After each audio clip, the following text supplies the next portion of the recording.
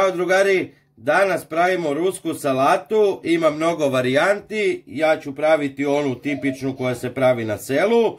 Sve što nam je potrebno je 450 do 500 grama mešavine za rusku salatu, od 200 do 300 grama majoneza, 3 jaja, 3-4 kisela krastavca, 200 grama bilo koje salame i so. Ono što radimo, nalijemo vodu preko ove mešavine i stavljamo da se kuva. U neku manju šerpicu stavljamo isto jaja da se kuvaju. Dok se povrće kuva, kisele krastavce sečemo na sitnije kockice.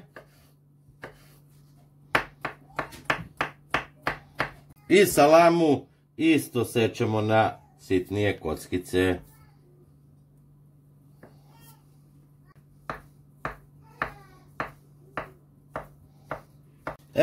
I sada ću odmah u činiju sa majonezom da ubacim salamu.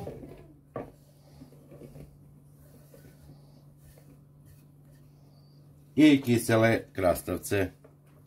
I evo nakon 4-5 minuta voda je provrla gdje se kuvaju jaja. Kuvamo ovdje još jedno 5 minuta. A ovdje evo sad će za minut bukvalno da krene isto da vri. I to ćemo da kuvamo kad provri 10 minuta. I evo nakon 5 minuta kuvanja jaja su gotova. Sklonite ih sa vatre i ohladite.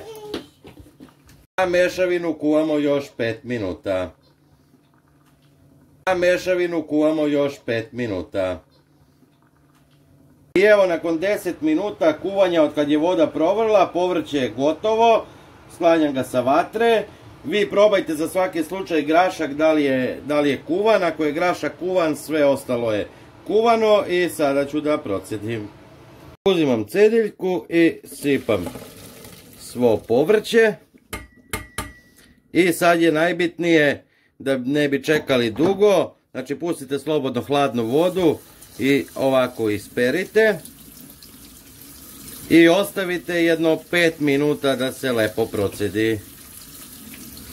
I evo prošlo je 5 minuta, povrće se procedilo, znači vi možete i duže od 5 minuta da držite da se cedi, ništa mu ne fali.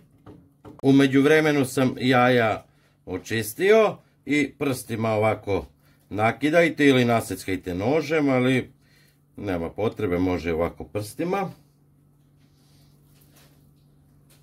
Sipam so po ukusu.